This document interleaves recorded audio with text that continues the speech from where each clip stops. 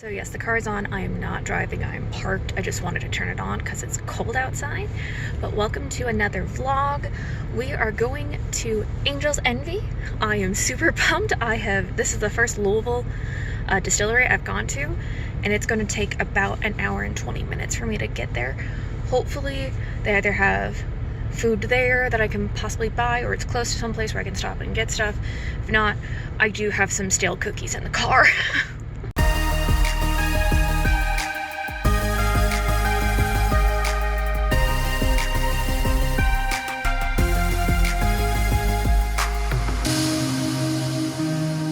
To the distillery. Still haven't eaten any food besides what I had earlier this morning, so this will be interesting. Do not do what I do, kids. I'm right next to McDonald's, so I may just eat after that, so that'll be fun. So from pretty much immediately driving up, I could tell that this was going to be a beautiful tour. Also, I got to be in more or less downtown Louisville, like not exactly downtown, but pretty close, and we were right on the river in this old brick building. Walking into the gift shop because, of course, just the walls of bourbon, which is always a happy moment to be there and just kind of take it all and see what they're offering. So this is a smaller tour with only about 12 people in it. The first thing was going into this main room before we actually did anything involving the rest of the facilities, where the tour guide went over the history of the distillery. One of the big things is the father, Lincoln Henderson, was a master distiller. He is deceased. But he worked with a big conglomerate in Louisville, and one of the things that he'd helped create was Gentleman Jack. And his son had been like, hey, after you retire, let's make our own distillery. And one of their big things was the fact that they finish off all of their bourbons and other whiskeys with a different barrel. So similar to how Woodford does a double oak where you finish off in a different barrel, or Bluegrass Distilling finishes off some of their bourbons in a barrel that has also contained maple syrup. They use port, actually. This was something that Lincoln had thought would be a really good idea because a similar technique is used in different types of whiskeys. Next, we ended up going into the first spot in the whole distillation process and learning a bit about the facilities, because apparently this used to be actually a factory for elevators, and they ended up breaking ground on it back in like 2013. This is quite a new distillery. So this space was described as the Cathedral of bourbon making, and they do have a large amount of facilities there. They have actually 8 fermentation tanks, which is a pretty reasonable size for the amount that they're making. They also have a much higher corn concentration in their mash bill than I've typically seen. They only had about between 15 to 20% rye, which is quite low for their typical bourbon, and they were in the like 72 if I remember correctly. It was something where I went with the typical amount of malted barley, but the corn to rye was a lot different. The other thing is we did, of course, get to look into the beer well, actually, so that is what you're seeing right here. Nothing super crazy. Following the route that the actual bourbon goes through, we next ended up in the distillation room, specifically on the floor that we could see more involving the column still, which is the first step. That is pretty typical for most distilleries here in Kentucky. In this case, it was just a very long, about 37-foot tall still, where we could actually see some of the mash and spillage coming in to perform the distillation. I was not able to get a video of it though. They also have a doubler on the first floor that is named, I forgot what the names were of both of the stills, because again, you always name your stills in bourbon making, but we weren't able to go into that room explicitly, which is completely fine. We are at a working factory, which is always something you need to remember whenever going on a tour. Also, going back to kind of some of the other stuff with that first floor, they had a very beautiful safe. It's called the Spirit Safe. It's been around for, at this point, centuries in any sort of spirit making. And the fun thing with theirs is it actually has part of a slugger baseball bat, because that is the other thing Louisville is known for, which I do find really fun. We also were able to at least look in on where they end up storing the bourbon when it's being finished.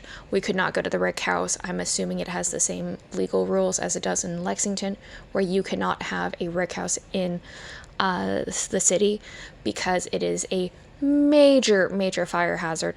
But because they're only finishing them for about 6 months, you can keep the bourbon at the facilities for that long.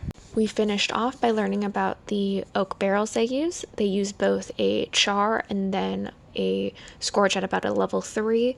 They also then end up finishing off their barrels either in a port if it's bourbon, or for their rye it's actually rum. We also had a tasting, which was really just 2 of their whiskeys, and they only really have 2 besides specialty. They had their bourbon, which of course is finished off in the port, and their rye, which is finished off actually in a rum.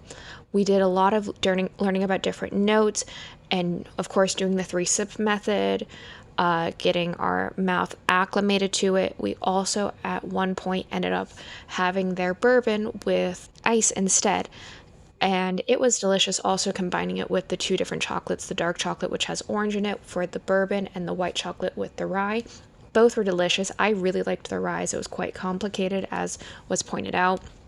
Their bourbon, generally quite good. I've had it before, and I will say it's one that I definitely like. I did also appreciate that the tour guide really had us try to pick out different notes, both in smelling it as well as tasting. I then went to the bar and ended up having what's called the Henderson, which is an old-fashioned, but instead of using normal aromatic bitters or other types of bitters, they have a port syrup, which plays into the fact that their bourbon is made or finished off in a port barrel. So I find that would work really well. It was, as you can see, not my absolute favorite. I thought it was pretty good. I finished it. It's not anything crazy. I did not buy the port syrup, but highly recommend. For dinner, because I was right there, I ended up going to the brewery right across the street per the bartender's recommendation.